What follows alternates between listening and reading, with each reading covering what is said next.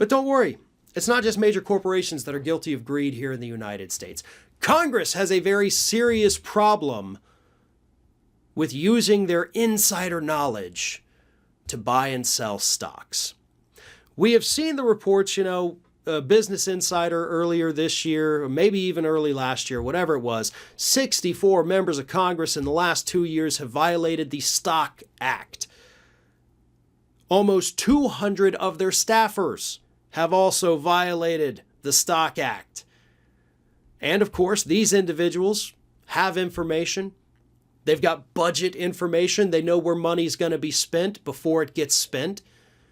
And they can use this information to buy stocks. They can use it to sell stocks. And a majority of Americans, 70% of them to be exact, say they want a ban on congressional stock trading.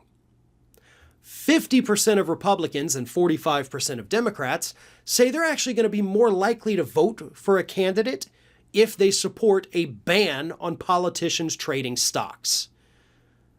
I personally, you may think it's a little extreme, I want to go further than just banning them buying and selling stocks. I don't think they should be allowed to own them. Sorry. Again, that's just me. You can disagree. That's fine. Doesn't matter. Doesn't bother me. But you're choosing a life of public service. You've got to give those things up. They made Jimmy Carter sell his peanut farm. Now, if he had to sell his peanut farm, I don't think it's too far-fetched to say that members of Congress should have to sell their Raytheon stock. Not a blind trust. I want it banned. They can't own it at all. But I would also settle, if this is the best case scenario, with a ban on them buying and selling it. And so would, of course, 70% of the American public. And the biggest problem is this Stock Act that all these Congress people keep violating, Democrats and Republicans alike. It's a bipartisan issue. You know what the penalty is for violating it? $200 fine. If the fine is even, put in place. Sometimes they waive the fine. So you could trade $50,000 worth of stock. You could buy $50,000, profit 10, 20, 30%, whatever it is. You can make $10, $20, $30,000 off of it. And the only penalty you have is a $200 fine for violating the Stock Act. At that point, that's not a fine. That's just a fee for doing business. Listen, that's all the time we have for today's show. We've got some great stuff coming up in today's bonus show, including a Republican who has been removed from office for killing a man.